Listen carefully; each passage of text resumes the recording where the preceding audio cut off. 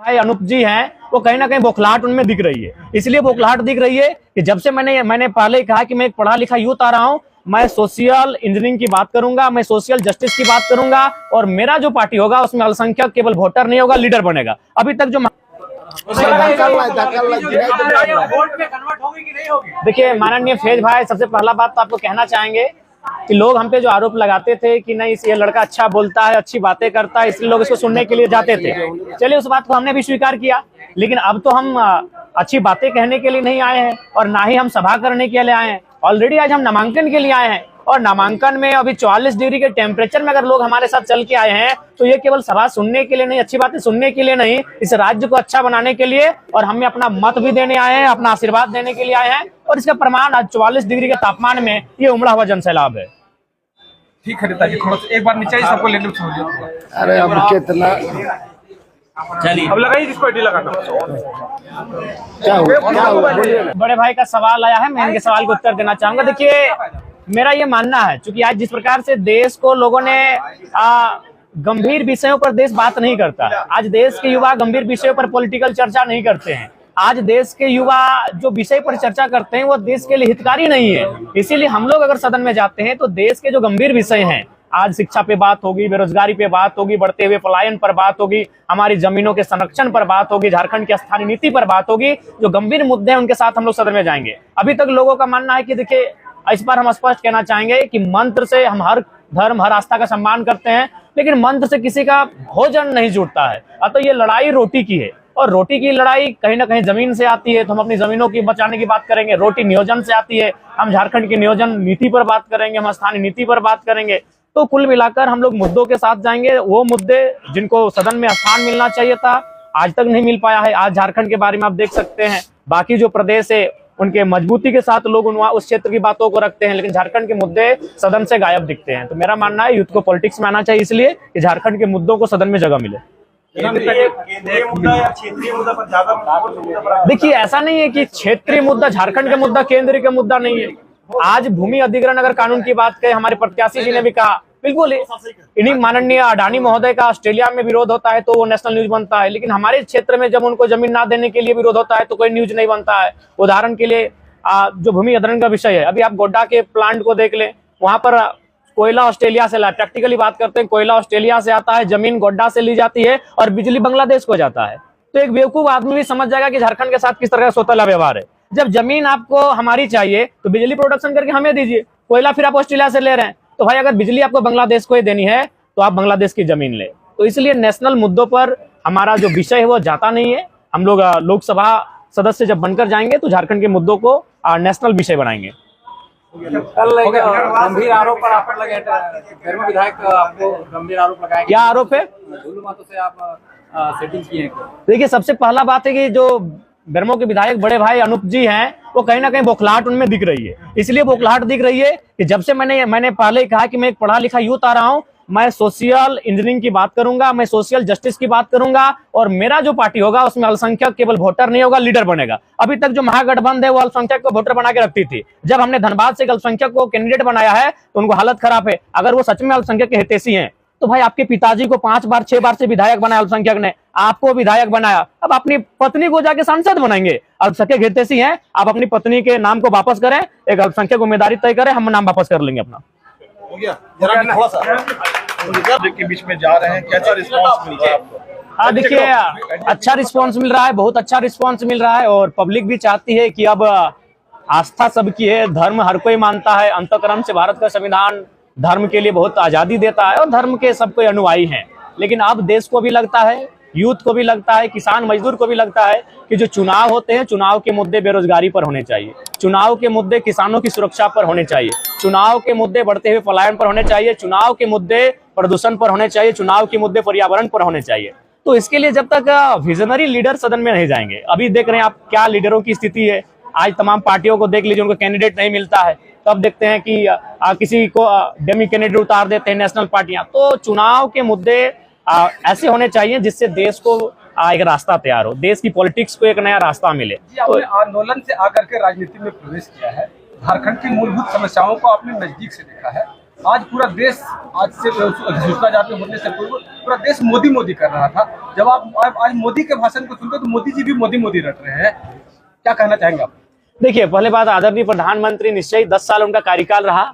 10 साल में उन्होंने क्या किया नहीं किया ये देश की जनता ने देखा, लेकिन लोकतंत्र में परिवर्तन होता है, लोकतंत्र में बदलाव होता है। और मैं झारखंड के परिप्रेक्ष्य में कहना चाहूंगा कि झारखंड में अभी कोई मंत्र नहीं चलेगा। झारखंड में जो रोटी की बात करेगा, जो झारखंड में जमीनों को सुरक्षा देने की बात करेगा, झारखंड में जो बढ़ते हुए पलायन पर बात करेगा, झारखंड के जो जनता है, झारखंड के वोटर्स है, उनके साथ जाएंगे। अभी हजारीबाग लोकसभा में खड़े हैं, यहाँ एक बिशुनगढ़ प्रखंड आता है जो मांडू विधानसभा का क्षेत्र है, वहां मैक्सिमम लोग प्रदेशों में रहते हैं, विदेशों में रहते हैं। क्यों भाई?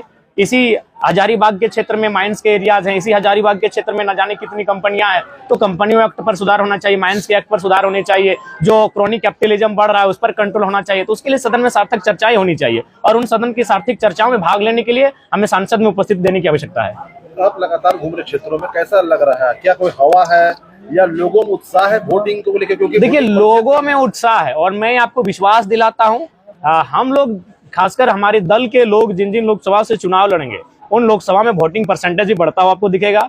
बाकी लोकसभा में आप देखिएगा कि कहीं ना कहीं जो मतदाता हैं वो अपने प्रत्याशी को ले, चाहे गठबंधन वाला हो चाहे एनडीए वाला हो, कहीं ना कहीं वो उदासीन हो चुके हैं, क्योंकि जो उनके पॉलिटिशियन रहे हैं वो जनता के बीच कनेक्ट नहीं रहते हैं, जनता के मुद्दों पे बात नहीं करते हैं। लेकिन हम लोग जहां से प्रत्याशी दिए हैं वहां देखिएगा जनता का एक जनसैलाब होगा और रिकॉर्ड तोड़ मतदान किए जाएंगे। अब जितने कैंडिडेट आपने दिए हैं उससे सरकार तो बनेगी नहीं।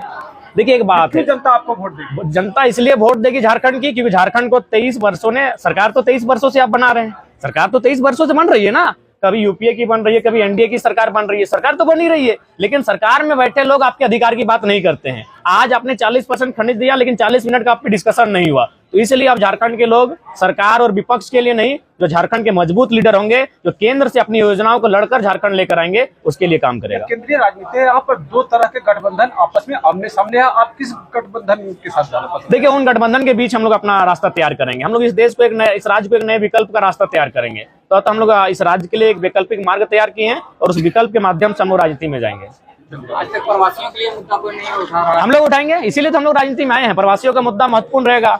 40 जयराम जी, गिरिडीह में आप शायद लोकसभा नहीं, confirm madam, confirm Giridih confirm है, कब है नॉमिनेशन आपका? कल है। और आप हजारीबाग के तमाम पत्रकार बंधुओं का, विशेषकर आपका बहिनी, सादर आमंत्रण स्वीकार कीजिए और आइए, और बोकारो के साथ साथ पूरा झारखंड के इतिहास देखेगा कि बिना पैसों के भी भीड़ जुटाई जाती अच्छा, है। 5 ऐसे मुद्दा की अगर बात करिए तो गिरिडीह में कौन कौन से ऐसे 5 मुद्दे हैं जिनको लेकर के आप आएंगे? देखिए, गिरिडीह की अगर बात करें तो सबसे पहला मुद्दा आएगा पलायन का, दूसरा मुद्दा आएगा जमीन अधिग्रहण का, तीसरा मुद्दा आएगा प्रदूषण का, चौथा मुद्दा आएगा बेरोजगारी का, पांचवा मुद्दा आएगा एक बेहतर शिक्षा की नीति को तैयार करें, एक बेहतर वैकल्पिक शिक्षा के मार्ग पर चर्चा करें। बहुत सारे मुद्दे हैं, 5 मुद्दे ये हैं।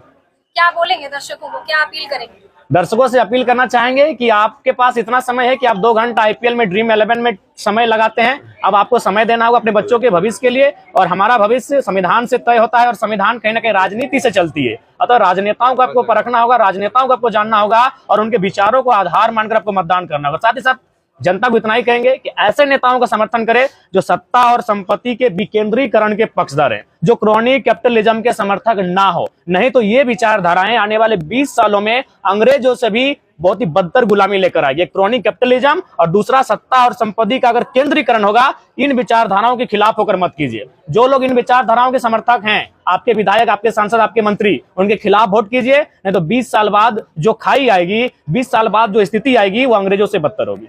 वादे करके बैठेंगे तो नहीं चुनावी मैदान में, आप हो या संजय मेहता? मैडम, मैं अपना मोबाइल दिखाना चाहूंगा कि मैं किस टाइप का लड़का हूं। एकदम देख लीजिए, वादों की आप बात करते हैं, हम अपना स्क्रीनशॉट दिखा रहे हैं। ये आज का नहीं है, स्क्रीनशॉट हम आज मार के नहीं रखे हैं। ये स्क्रीनशॉट देखिए, माँ कसम, हम कभी कभी सोचते हैं ना कि अगर हमें जरूरत पड़े, जनता हमें इतना प्यार कर रही है, चल अपना किडनी निकाल के बेच दें। देखिए, हम सोचते हैं कि अगर मेरा किडनी को 1000 करोड़ मिलेगा तो बेच देंगे जनता के लिए। तो हम लोग वादों करके बैठेंगे नहीं। हालांकि आपको मजाकिया लगेगा, लेकिन सीरियसली जब हम कभी कभी दुखी होते हैं कि यार लोग इतना हमें प्रेम करते हैं, अगर इनके प्रेम को नहीं चुका पाए तो, क्योंकि आर्थिक सबसे बड़ा चीज है, आर्थिक जनता की समस्याओं का निदान अर्थ से होगा। तो हम कभी कभी सोचते हैं कोई 1000 रुपए दे देगा, 1000 करोड़ रुपए, तो अपनी किडनी निकाल कर दे देंगे। आप बोलते हैं घर में बैठने की बात करते हैं। मैडम, निश्चिंत रहिए। आपसे विशेषकर दीदी, आपसे मेरा आग्रह होगा, कल आप जरूर आइएगा। चलिए, बहुत संजय मेहता के आप नॉमिनेशन में उपलब्ध हैं, क्या कुछ कहना चाहेंगे? काफी किया। जी बहुत भीड़ थी, और जो लोग इस तरह का आरोप लगाते थे कि नहीं ये बच्चा लोग स्पीच अच्छा देता है, बेहतर बात रखता है, इसलिए लोग इनको सुनने के लिए जाते हैं, तो इस भीड़ ने 44 डिग्री के तापमान ने ये बता दिया कि जो भीड़ हमारे साथ आती है वो हमें वोट भी करेगी। और आज चतरा में भी हमने देखा, आज हजारीबाग में भी देख रहे हैं, और कल गिरिडीह में भी देखेंगे कि अब जो भीड़ हमारी सभाओं में आते थे वह कहीं ना कहीं वह जनसैलाब अब मतदान करने का कार्य करेगी और इस झारखंड राज्य की तस्वीर को बदलने का कार्य करेगी। क्या माटी का लाल करेगा कमाल? निश्चय कमाल करेंगे। हम लोग पहले बोल दिए हैं कि हम लोग किसी भी प्रकार से जो ऑल पॉलिटिक्स है उन विचारधाराओं से हम लोग विपरीत जाएंगे। जो राजनेता सत्ता और संपत्ति का सुख भोगते हैं उन विचारधाराओं से हम लोग विपरीत जाएंगे। आज देख सकते हैं तमाम जो राजनेता हैं पहला टर्म में अपने बेटे के लिए संपत्ति बनाते हैं, दूसरे टर्म में अपनी पुतों के लिए संपत्ति बनाते हैं, और तीसरे टर्म में अपने नाती पुता के लिए संपत्ति बनाते हैं। ये जग जाहिर है। तो हम लोग उन चीजों पर विराम लगाएंगे और हम लोग जनता के बीच जनता के विकास के लिए जाएंगे। एनडीए और इंडिया गठबंधन से मुकाबला है आपका, कैसे देखते हैं? देखिए हम लोग झारखंड को एक अलग दृष्टिकोण से देखते हैं। इन गठबंधनों को आज 23 वर्षों से झारखंड के लोगों ने मौका दिया, लेकिन किसी में यह साहस नहीं हुआ कि यहाँ के जो लोग आज विस्थापित हो रहे हैं, यहाँ के लोग जो पलायन कर रहे हैं, हमेशा इन्होंने दोहरी नीति लगाई इस राज्य के साथ। आप देख लीजिए जादूगोड़ा का यूरेनियम को हैदराबाद फिल्टर करके ले जाया जाता है, और फिल्टर करने के बाद जो बेहतर मटेरियल बचता है उसको हैदराबाद में रखा जाता है और कचरा झारखंड को डिपुट किया जाता है। उसी यूरेनियम के खनन से लगभग उस आसपास के सर्वे की रिपोर्ट है 47 महिलाएं हैं, 100 में 47 महिलाएं मां नहीं बन सकती हैं। तो ये झारखंड के साथ हमेशा सौतेला व्यवहार करते हैं सेंटर वाले। इसीलिए अब झारखंड के बेटों को चाहिए सदन में अपनी उपस्थिति दे और पूरी दुनिया के सामने चीख चीख कर अपने दर्द को बताए, और उन्हें बताए कि किस प्रकार केंद्र की योजनाओं ने हमारे साथ हमारी जमीनों को छीनने का काम किया है, हमें विस्थापित करने का काम किया है, हमें गांव गांव उजाड़ने का काम किया है। हमारे कोयला, जब हमारा कोयला चाहिए तब तो ये बड़े प्यार से आते हैं, लेकिन उजड़ने के बाद हमारी सुख सुविधा लेने वाला कोई नहीं। तो अब केंद्र के माध्यम से, दिल्ली के माध्यम से हमारी आवाज पूरे देश तक जाएगी। इंडिया गठबंधन ने भी अपना मैनिफेस्टो दिया है, एनडीए का भी अपना मैनिफेस्टो है, आपका भी है? देखिए हम लोग का मैनिफेस्टो तैयार है। हम लोग 4 तारीख को रांची के में प्रेस कॉन्फ्रेंस के माध्यम से घोषणा करेंगे।